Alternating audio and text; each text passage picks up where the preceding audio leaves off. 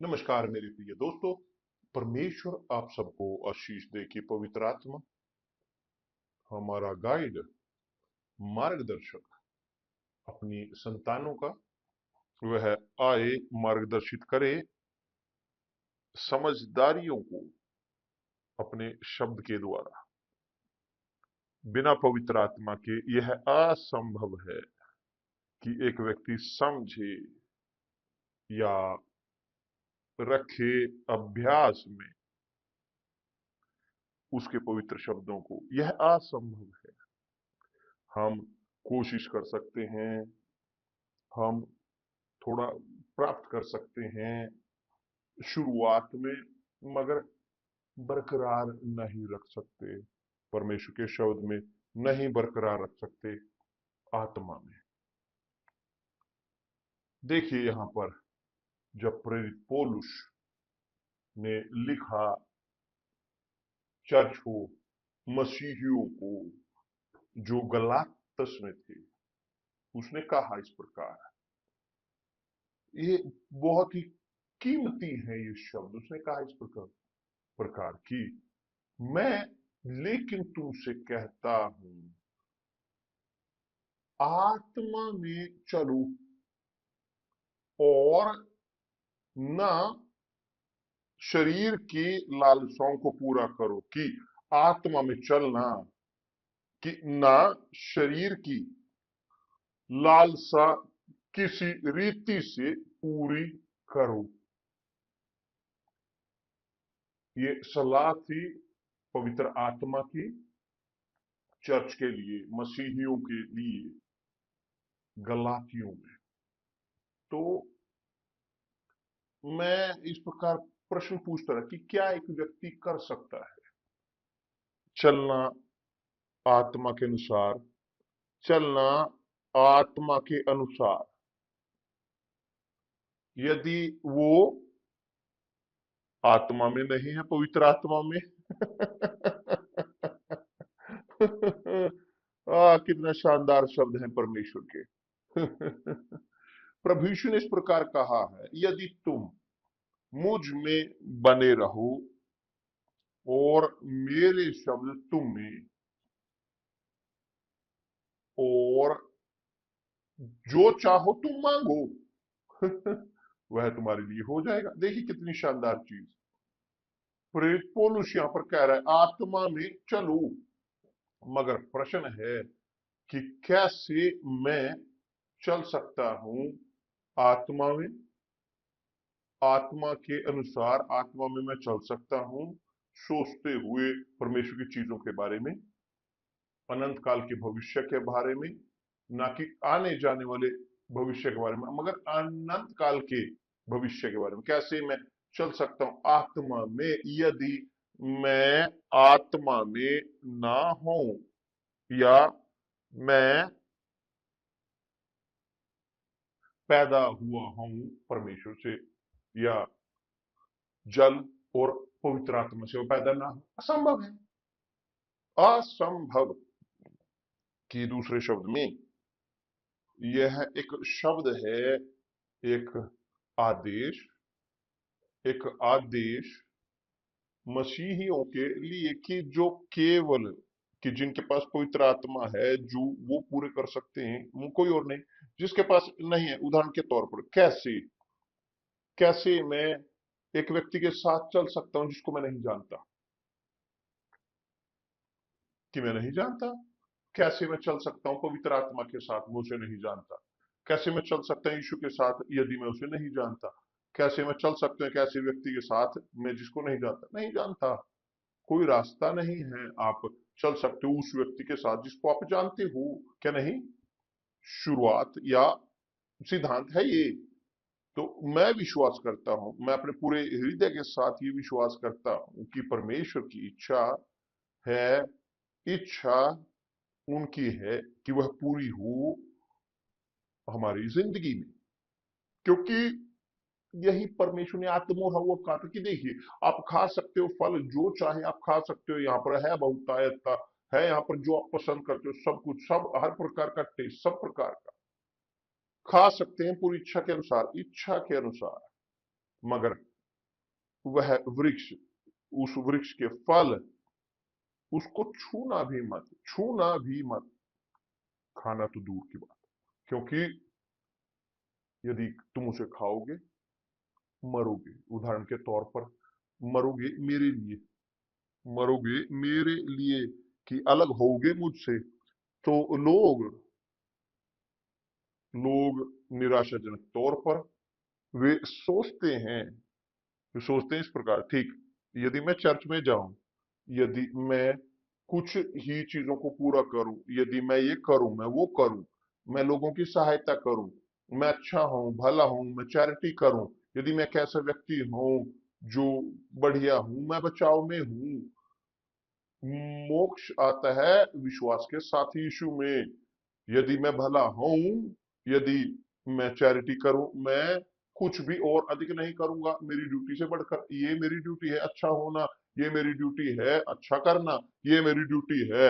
अब यदि मैं भला करूं, यदि मैं भला करूं, मैं कुछ भी अधिक नहीं करूंगा मेरी ड्यूटी से बढ़कर, क्योंकि परमेश्वर ने हमें भलाई के लिए बनाया है। परमेश्वर ने मुझे पैदा किया है भलाई के लिए, बुराई के लिए नहीं। मगर यदि मैं अवज्ञा करूं उनकी, वास्तविक तौर पर मैं मेरी इच्छाओं का, मेरी लालसाओं का पालन करूंगा, और स्पष्ट है कि मैं विपरीत होऊंगा परमेश्वर की इच्छा के विपरीत, और मैं उसके फल काटूंगा इस अवज्ञाकारिता के, इस विद्रोहीपन के। तो इस प्रकार है आत्मा में चलना और या फिर आत्मा में चलना। क्योंकि निराशाजनक तौर पर मैं ये बोझ के साथ बोलता हूं, और बहुत बोझ के साथ, निराशा के साथ, बहुत निराशा के साथ जो मैं देखता हूं यहाँ मेरी आंखों के सामने, काम पर की जो हम करते हैं कार्य, जो लगभग 50 साल से हम करते आ रहे हैं, कि दूसरे शब्दों में हमने शुरू किया था ऑफिशियली बोलते हुए लगभग 50 साल पहले, मगर अनऑफिशियल 50 साल से कहीं अधिक, कि हम काम करते रहे, सिखाते हुए, बात करते हुए, प्रीच करते हुए, वो करते हुए कि जो परमेश्वर ने हमें दिया वो देते हुए लोगों को, मगर निराशाजनक तौर पर है बहुत कम लोग की वो सोखते हैं समझदारी को, पवित्र आत्मा की, परमेश्वर के शब्द की,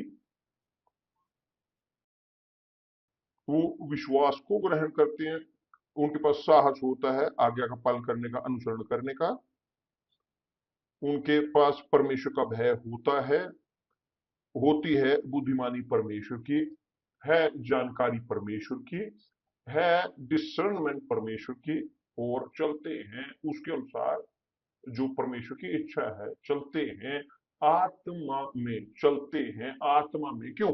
क्योंकि पैदा होते हैं पवित्र आत्मा से, तो उनके अंदर है परमेश्वर की आत्मा, उनके अंदर।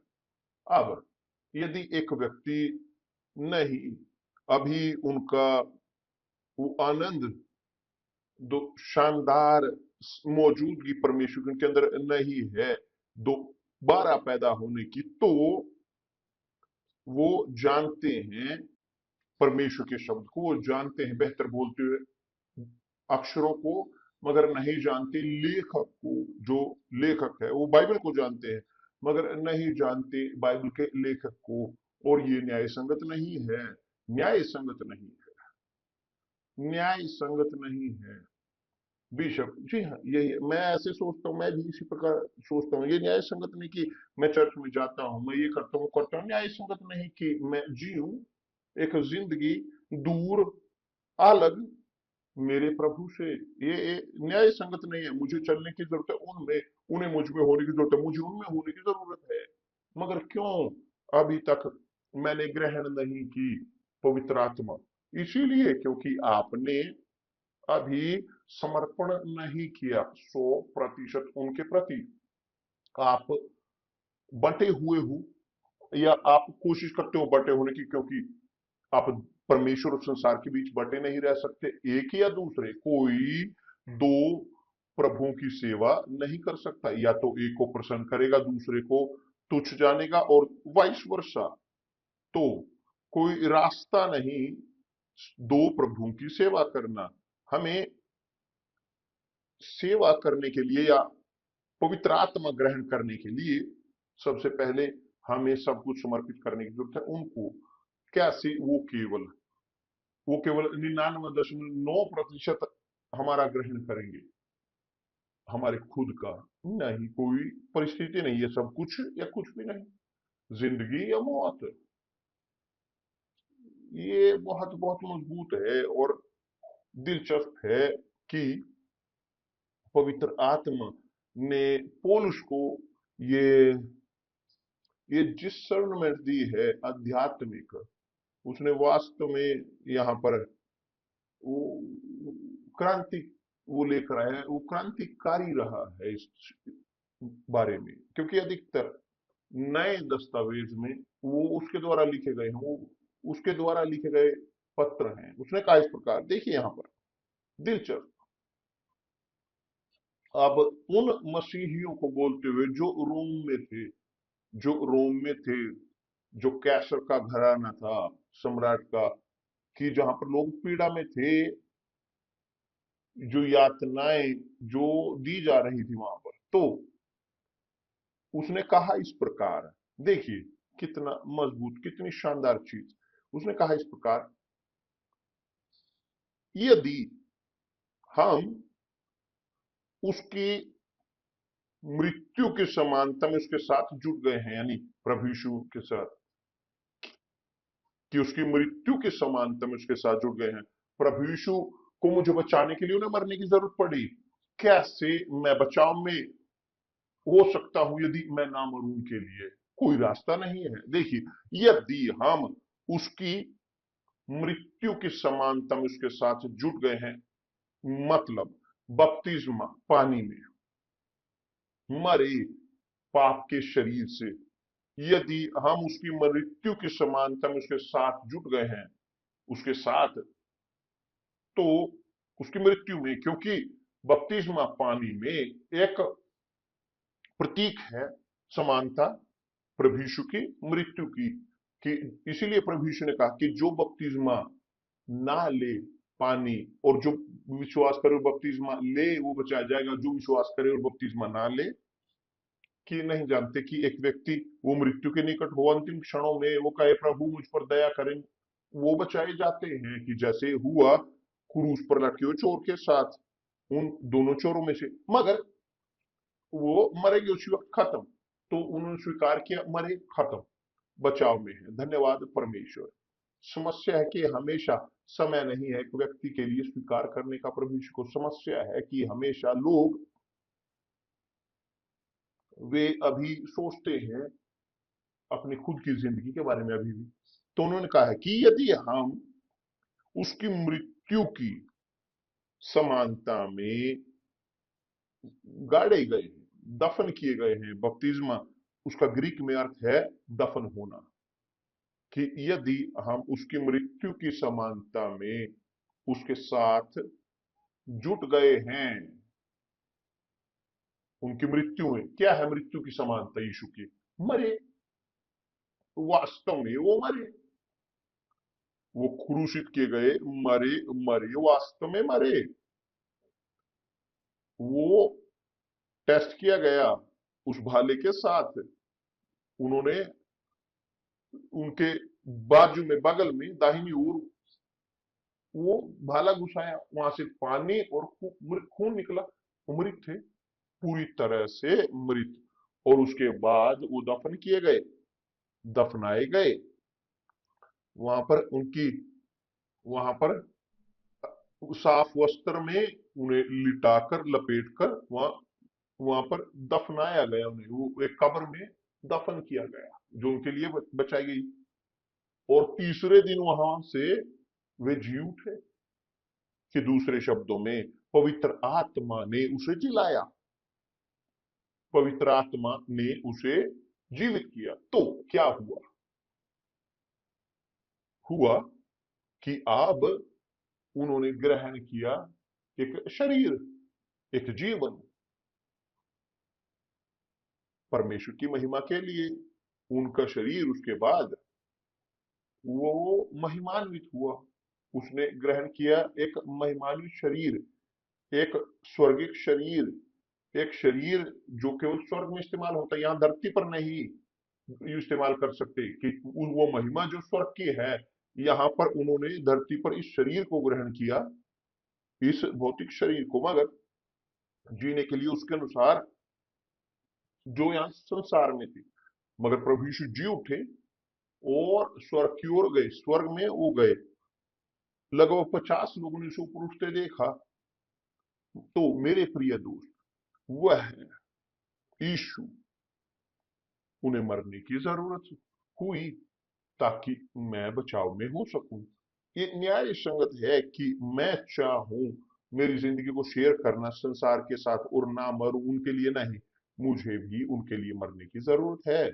मुझे मरने की जरूरत है मेरे खुद के लिए, मुझे संसार के लिए मरने की जरूरत है, मुझे मरने की जरूरत है इस संसार के लिए। और यह है किया जाता है तब जब एक व्यक्ति अपने पापों से पश्चाताप करता है और बपतिस्मा लेता है पानी में। तो जब एक व्यक्ति वो पानी में जाता है, वो क्या है, दफन होना। जब वो खड़े होते हैं वास्तविक तौर पर या थ्योरी के तौर पर, टेक्निकल तौर पर, उन्हें पुनः पैदा होने की जरूरत है, उन्हें ग्रहण करने की जरूरत है, पवित्र आत्मा और नई रचना होने की। और ये होता है बहुत बार लोग बपतिस्मा ग्रहण करते हैं पवित्र आत्मा के साथ एकदम, उसके बाद जब वे अपने शरीर को दफन करते हैं, यानी बपतिस्मा लेते हैं पानी में। मगर हमेशा ये नहीं होता, हमेशा नहीं होता। क्यों? क्योंकि हमेशा लोग दफन नहीं कर रहे होते पुराने मनुष्य को, मगर केवल एक स्नान वो ले रहे होते हैं।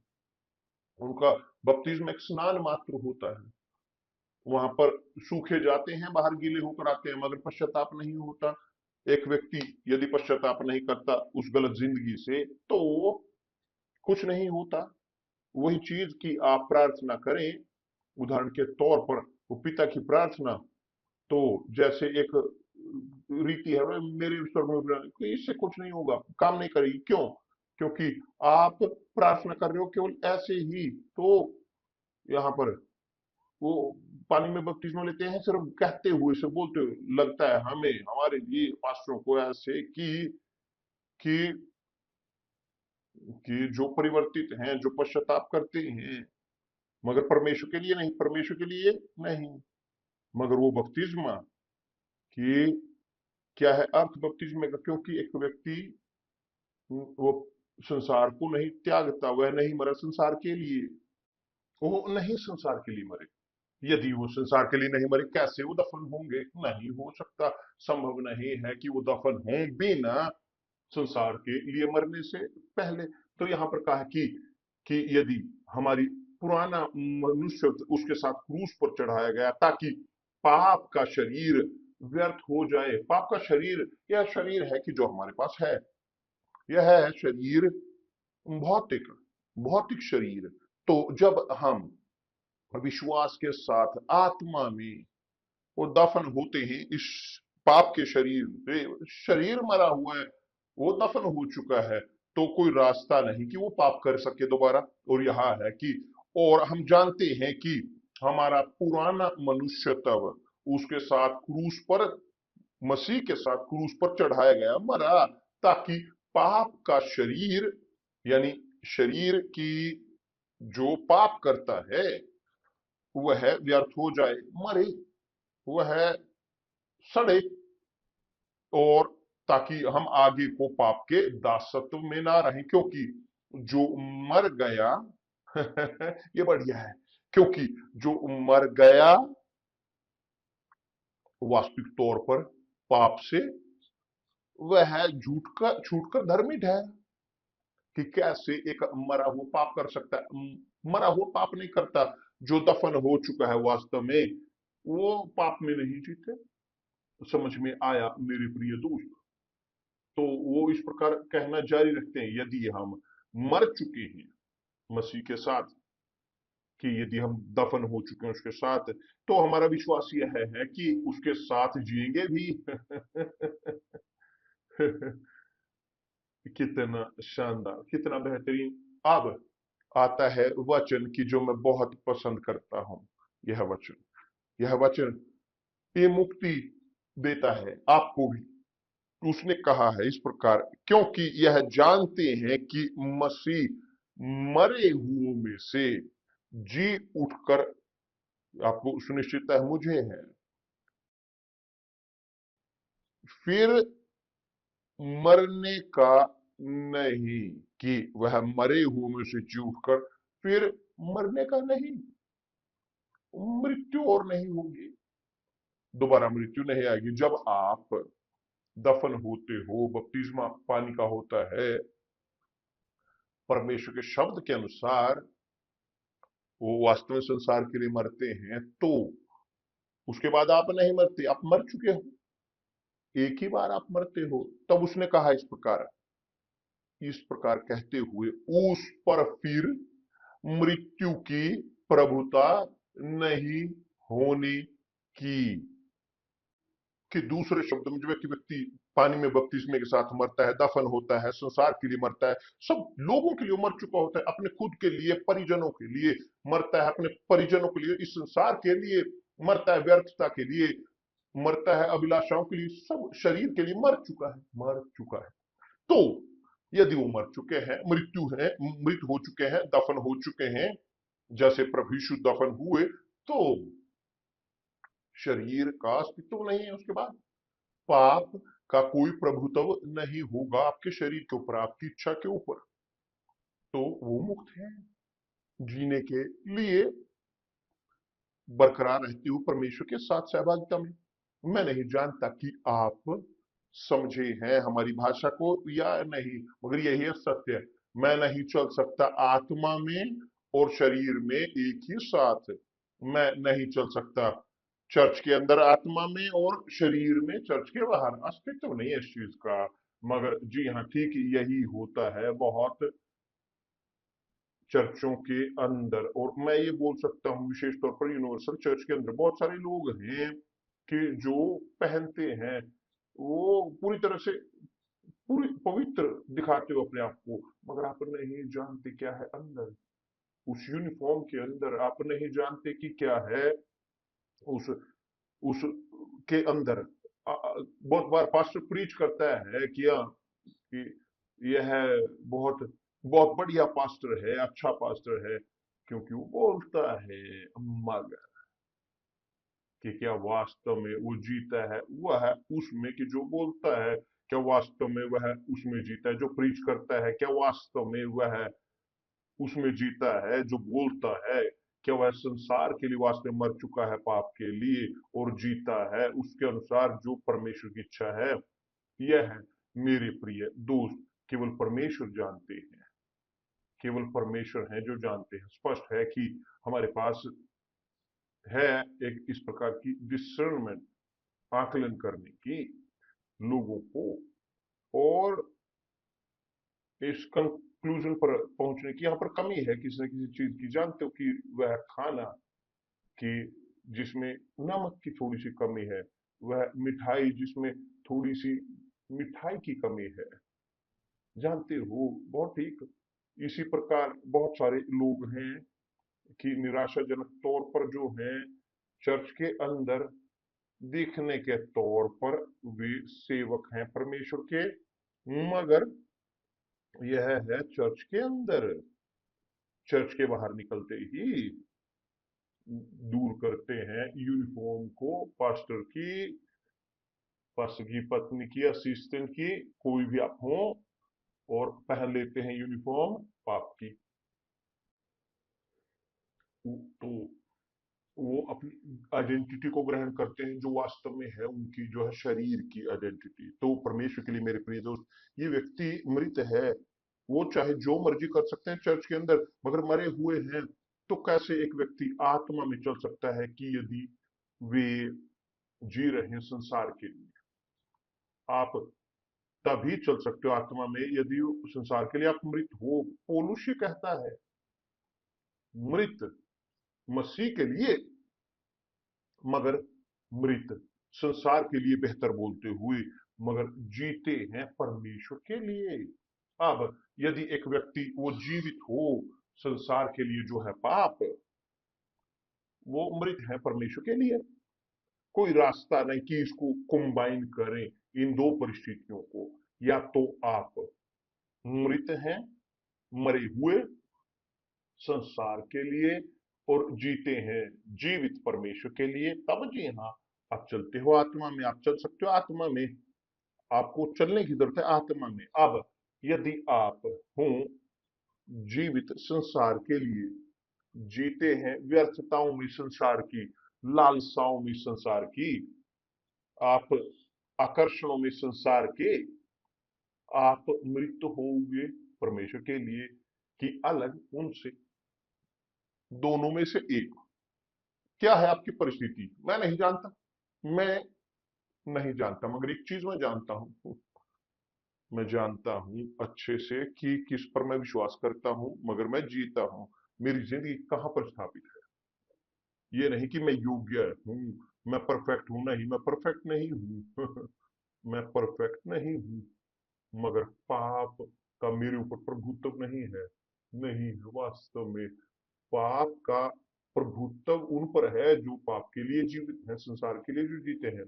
मरते नहीं, मरे नहीं संसार के लिए, पश्चाताप नहीं किया परमेश्वर की ओर, तो पाप का उन पर प्रभुत्व है।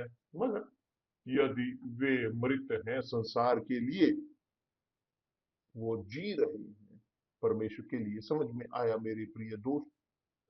तो ये बहुत ही दिलचस्प है, लाभ है कि आप मेडिटेट करें, मेडिटेट करें इस अध्याय पर जो है रोमियो का अध्याय 6, क्योंकि बोलता है इस प्रकार स्पष्ट तौर पर, इस प्रकार की बिना कि हर एक की परिस्थिति के अनुसार। यहाँ पर हमारे सामने है एक शीशा साफ कि कौन परमेश्वर का है और कौन नहीं है, बहुत स्पष्ट है। प्रभु यीशु ने कहा निकोदेमुस को, देख निकोदेमुस, सच सच मैं तुमसे कहता हूं कि जो पैदा नहीं हुआ दोबारा, जो दोबारा पैदा नहीं हुआ जल और पवित्र आत्मा से, वह प्रवेश नहीं कर सकता परमेश्वर के राज्य में। मगर वो कहता है उत्तर देते हुए, प्रभु मैं ये कि कैसे एक बूढ़ा व्यक्ति वो दोबारा पैदा होगा, कि कैसे वो अपनी माँ के गर्भ में वापस लौटेगा? एक समझदार व्यक्ति, आध्यात्मिक व्यक्ति, मगर अंधा, वो नहीं समझता था परमेश्वर की चीजों को, और जीता था शरीर में, जीता था, वह था मुखिया सरदार, यहूदियों के अंदर, धर्म के अंदर जो अभ्यास करते थे, वो मुखिया था। मगर वह नहीं समझता था कैसे मैं जी सकता हूं कि पैदा हूं पुनः बूढ़ा होते हुए बहुत ठीक। मगर जब एक व्यक्ति वो बपतिस्मा ग्रहण करता है पानी में, वो वास्तव में वहां पर ऊपर गिराते हुए, वो उन लोगों के केस में जो बेड पर हैं अस्पताल के, तो वो कोई समस्या नहीं है उसमें, मगर वैलिड है, ये विश्वास है कि उनके ऊपर पानी गिराकर वो बपतिस्मा ग्रहण करते हैं। तो कैसे मैं वहां पर वापिस लौटू? नहीं जा सकती, नहीं संभव।